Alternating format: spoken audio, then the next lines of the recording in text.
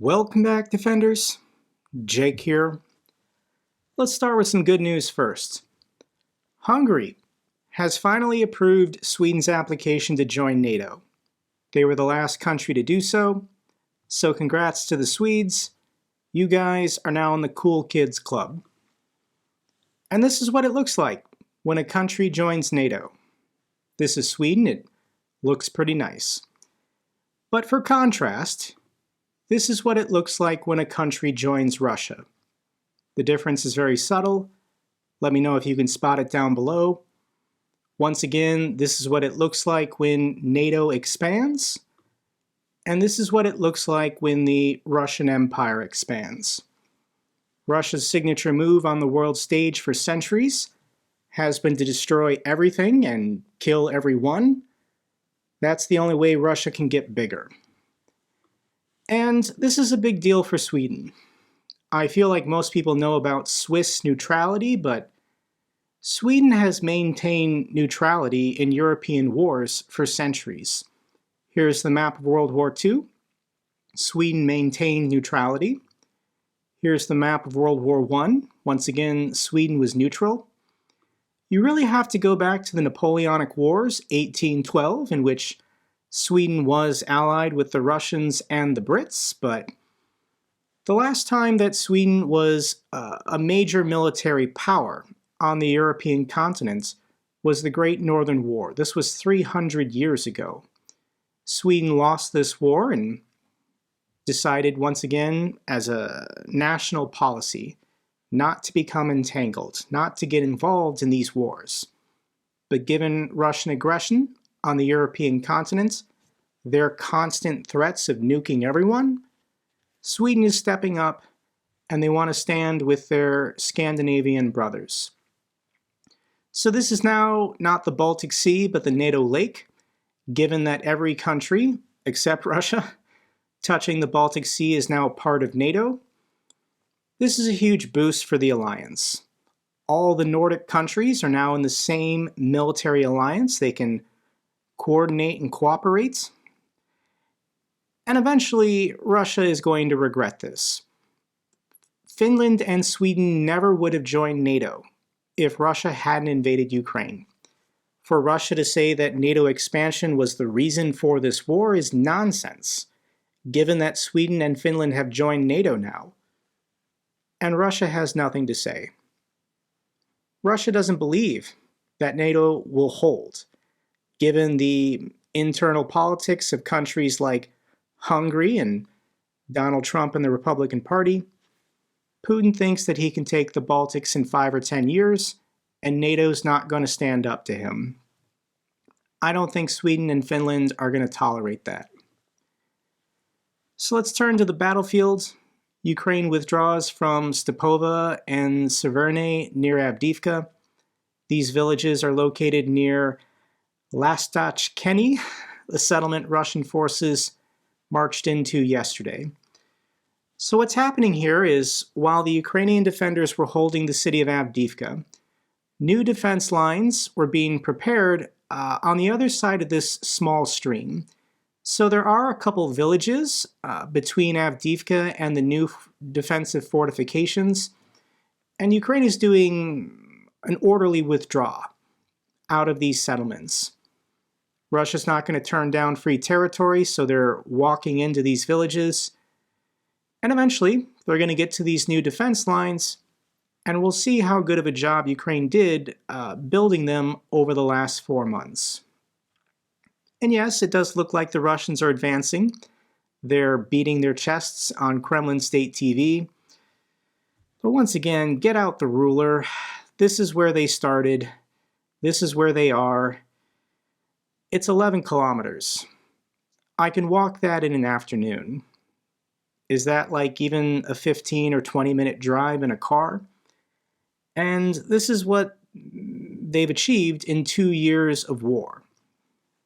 Really 10 years of war if you count the hostilities going back to 2014. So Russia's stated objective is to get to the territorial boundary of Donetsk. And there's a lot of Avdiivka-sized towns between where the Russians are and the Russians want to be. Ukraine is low on ammunition, but this is a lot of villages, this is a lot of towns, this is a lot of fighting. This will be a lot of serious losses for the Russian military if they continue these meat wave tactics. As US stalls on Ukraine aid, Europe leads worldwide hunt for critically needed artillery shells. It's a good time to be manufacturing 155mm howitzer rounds. So this is the great mystery of this war. 2 years into it, why is the Western Alliance still not producing enough artillery shells every month to meet Ukraine's demands? Russia began these investments a year and a half ago, planning for this to be a long war. I don't know how many artillery shells the Russians are producing every month, but it could be greater than the entire Western Alliance. On top of that, Russia is getting artillery donations from the North Koreans and the Iranians. Dictators around the world are working together. And let's just talk numbers, because this is fascinating. Here's a tweet from Michael McKay, and he states that Ukraine needs about 200,000 artillery shells a month to hold back the Russian forces. During World War II, Canada alone produced 525,000 artillery shells per week. Today, with an economy 355 times larger than World War II, Canada is only producing 5,000 shells a month. I know here in the United States we've opened an additional factory in Texas. We're close to doubling our production amount prior to 2 years ago. But once again, this is the great mystery. With all of our economic and military might, how is it possible that we can't rapidly increase production of these stupid artillery shells? Germany's conducting negotiations to procure ammunition from India. This was leaked by Der Spiegel, and the Germans are talking to the Indians, hoping that they can purchase artillery shells from them. And I don't think India wanted this information getting out. It would have gotten out eventually, but India is happy playing both sides, stating that they're neutral and they don't want to provide lethal aid to either the Russians or the Ukrainians. Kuleba calls for Europe to suspend ammunition sales to third countries. What? Europe should suspend ammunition exports to third countries other than Ukraine in light of the shortages faced by the Ukrainian military. My guess is that European defense manufacturers are still selling arms probably to Middle Eastern countries, Egypt, Saudi Arabia, the UAE, and I don't think this is an unreasonable request from Ukraine to ask the European Parliament to impose a temporary export ban on the sale of ammunition to other parts of the world. Every cartridge produced in Europe should serve the purpose of defending Europe. Seems like a no-brainer, but I'm not European. Macron announces coalition to send Kyiv long-range missiles. There was a summit in Paris today, and President Macron made some pretty strong statements. I don't think I've shown a clip of Macron saying anything in over a year, so let me show respect to the President of France for stepping up, and this is what he had to say today. Si l'Europe, et je dirais a fortiori chacun de nos États membres, dont la France, nous sommes souverains, notre avenir, et si on considère que cette guerre détermine notre avenir, ce que je crois profondément, parce que se joue là notre sécurité comme Européens, est-ce que nous devons déléguer notre avenir à l'électeur américain? Ma réponse est non, quel que soit son vote. Donc on n'a pas à attendre le résultat. C'était le but de cette réunion d'aujourd'hui, c'est pour ça que je l'ai voulu maintenant. N'attendons pas de savoir quelle est l'issue de ce résultat. Décidons maintenant, parce que le constat est clair. C'est notre avenir, c'est l'Europe qui est en jeu. C'est aux Européens de décider. C'est formidable si on en a d'autres qui nous joignent, mais ça doit être en plus. Nous devons avoir la possibilité de faire sans. Pas par défiance, pas par pessimisme, pas parce qu'on aurait peur, juste parce que c'est ce qui dépend de nous. C'est ce qu'on doit faire. Je suis dans cet état d'esprit. So Donald Trump and MAGA Republicans have sold out our Democratic allies around the world. Donald Trump and Speaker Johnson are signaling to North Korea, China, and Russia, nuclear powers, if there's anyone you want to attack and invade, the United States is not going to stop you. All Donald Trump wants to do is to get back into the White House, have power for himself, and he's willing to abandon democracy around the world. So we need European leaders to wake up and take their own security serious. Now, I firmly believe President Biden is going to be reelected. Donald Trump will be defeated. But you still got a plan. You still got a plan for the worst case scenario. Russia could attack NATO states if West fails to support Ukraine. I think there's a lot of NATO countries realizing that they can't rely on the United States because of MAGA Republicans. And a lot of countries might need nuclear weapons. Poland, you might need nuclear weapons. Germany, Finland, Canada, Australia, South Korea, Japan. If for some reason Donald Trump is elected and MAGA Republicans expand their majorities, we're looking at a very dangerous world in which Donald Trump's not going to do anything to help anyone. This is disappointing. Scholz again rules out Germany's delivery of long-range Taurus missiles. The German parliament voted to send Taurus cruise missiles to Ukraine, and Chancellor Scholz continues to block it. I don't see the difference between Britain sending Storm Shadows and France sending Scalps versus Germany also sending the equivalent, but Scholz is turning this into a big thing. And every day on Kremlin State TV, they publicly admit they have a list of countries they're going to invade next. In this clip, they're talking about Armenia and Georgia. Let me read this for you. The current government of Armenia needs to look and think. You know, there wouldn't be any Armenian problem. They have nothing to think with. This is what I'm going to say. There wouldn't be any Armenian problem if we didn't stop in 2008. If we solved the Georgian problem in 2008, we would now have a land border with Armenia, and life would be very different in Armenia. But again, this is my view. We wouldn't even have a border either with Georgia or Armenia. Absolutely right, as it should be. So in 2008, Russia invaded Georgia and is still occupying 20% of Georgia's sovereign territory. And here they are on Kremlin State TV saying, as soon as they take Ukraine, Georgia and Armenia are next. Why should we have borders with these countries when we can just absorb them? Russia's never going to stop. I think Putin likes this now. I think Putin the first couple months was a little unsure if his people would sign up for this and go along with these wars of conquest. But the Russian people are. And when you're a dictator on the move, making progress, you're not going to stop until someone forces you to stop. Zelensky gave an interview with CNN. Trump will be against Americans if he supports Russia over Ukraine. Given that public opinion polling here in the United States, about 70% of Americans support Ukraine to some degree, it seems like a really bad election strategy to favor the Russians, support the Russian position.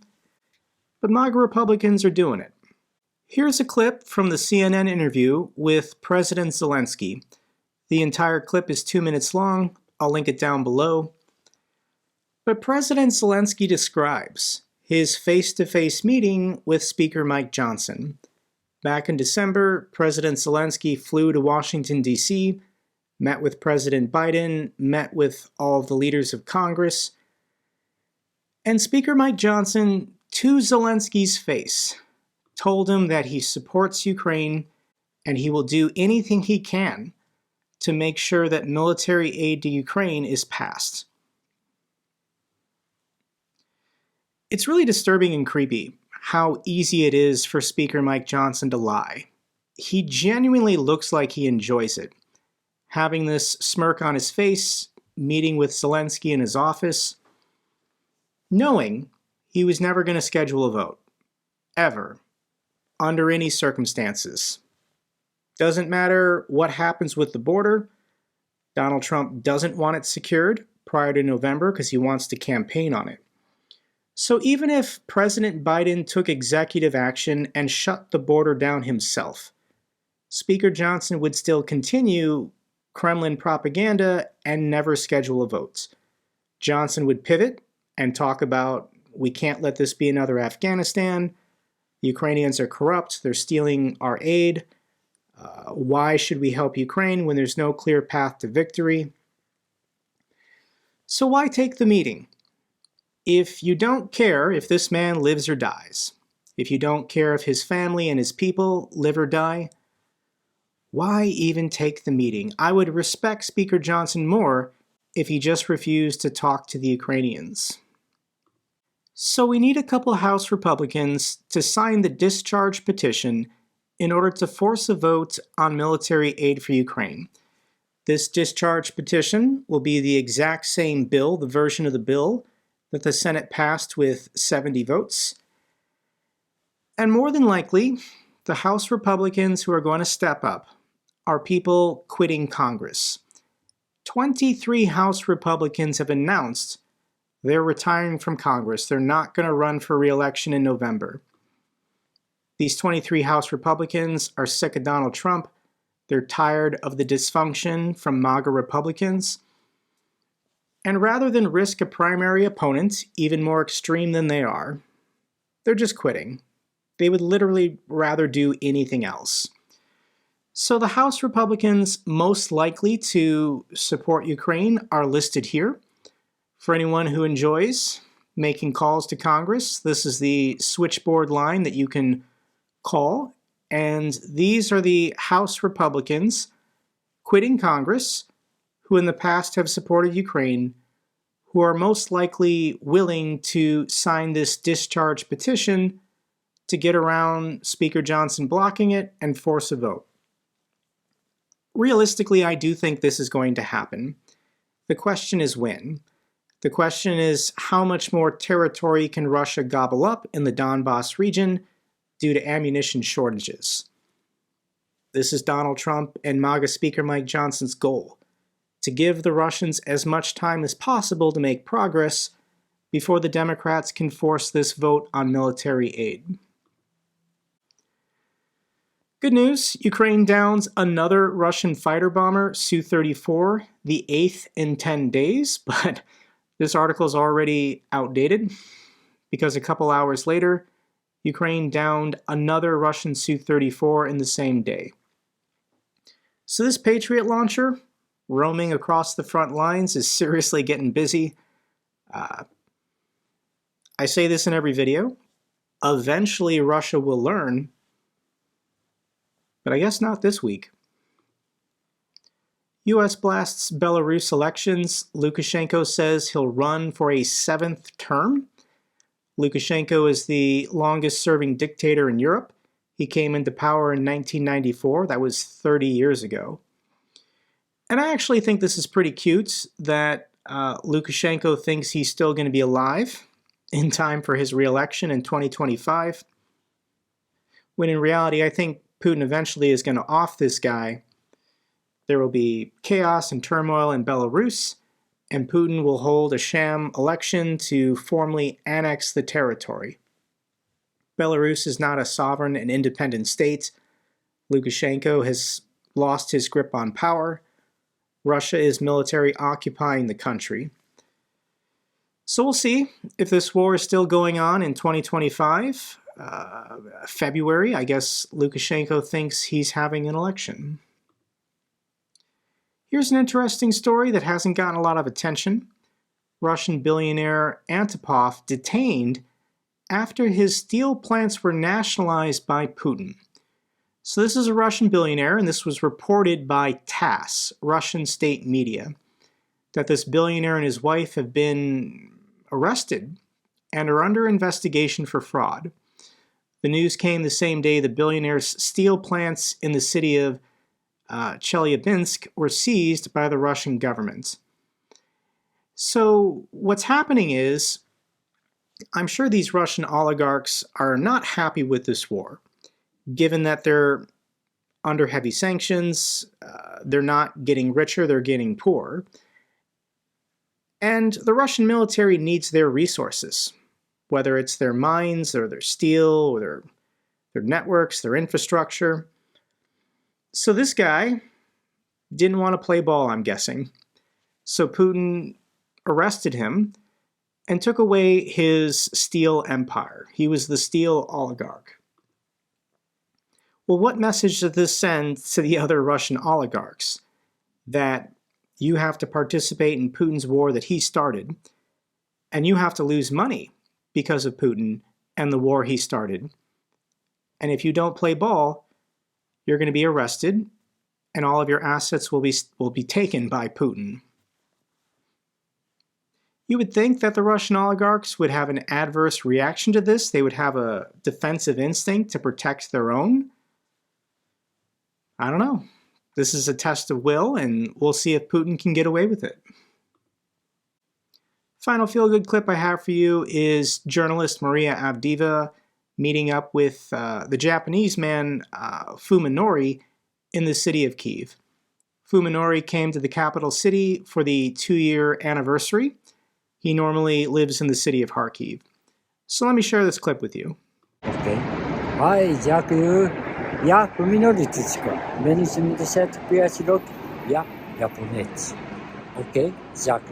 Fuminori is 75 and he came from Kharkiv for 1 day to Kyiv to crowdfund to help run his free cafe and also all other volunteer projects he's doing in Kharkiv since the war started. Дякую. Вам. Slava Ukraini. Slava. He's just the sweetest man in the world. I've mentioned Fumi and his cafe several times here on the channel. Many of you signed up for his Patreon. You can see how much he's getting a month to operate a cafe for free.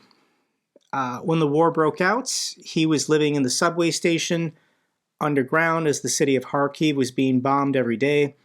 He sold his house in Japan and with his own money was buying groceries and feeding people for free. Last year, he did open a building, a cafe that anyone can go to for free food. And his Patreon is going great. He's doing really well. As you can see from these pictures, he's become kind of like this celebrity in Ukraine and has even been recognized by President Zelensky. That's all for this update video. Glory to Ukraine, glory to the heroes. If you found this video informative, give me a thumbs up. Best way to support the channel. Comments and questions, let me know down below. I love hearing from you guys. Till the next video, keep defending the truth, keep defending democracy.